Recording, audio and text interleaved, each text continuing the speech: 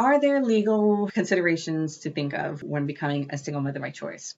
First and foremost, I'm not a lawyer. So this is not legal advice at all, but just speaking from my experience, for me, it was so important to work with an actual clinic because I knew that they would take care of all the legalities. And because there are so many different ways in which a woman can become a single mother by choice, I'm sure there are legal considerations that I'm not even aware of. That said, I chose what's called a known donor, which means that when they donated their sperm to the sperm bank, they mark that the offspring that come about as a result of using their sperm can reach out to them at the age of 18. So when my daughter turns 18, if she chooses to want to know a little bit more about her donor, she can reach out to him and he'd be receptive. So obviously, if there's an option for a known donor, there's an option for unknown donor, which means that donor, when they donate their sperm, they're like, yeah, no, like, don't reach out to me at all.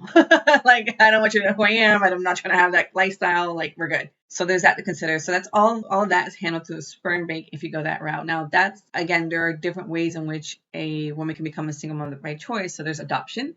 So obviously, if you work with an adoption agency, they'll walk you through all the legalities, who's responsible for what, and things of that nature. And I've also know of single moms by choice who became single moms by choice by using the sperm of like a family friend, like someone they know, something like that. Like, I'm personally not comfortable with that because that's just, I don't know, it's just too close. I'd rather, have like at least a little level of distance. But I would strongly recommend that you work with an attorney. There actually are attorneys that specialize in like different family structures. So maybe a family attorney, or you can look for one that specializes in IVF or things like that to get legal protections for you and the donor and your child, obviously.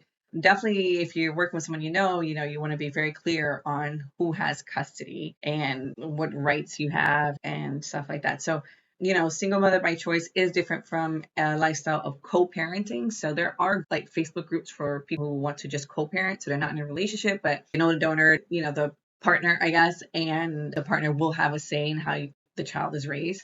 But that's different from being a single mother by choice. So understand the legal ramifications of using donor sperm. And, with the technology that they have these days, so even if for people who have unknown donors, it's like you have so many things like 23andMe, like Ancestry.com, all those things that like you just submit your blood, like your child can submit their blood and whatever and find out who their donor is. So, really understanding that, I think in the day and age that we live in now, donors should kind of expect that their identities may be known, may become known, but that's a whole separate conversation.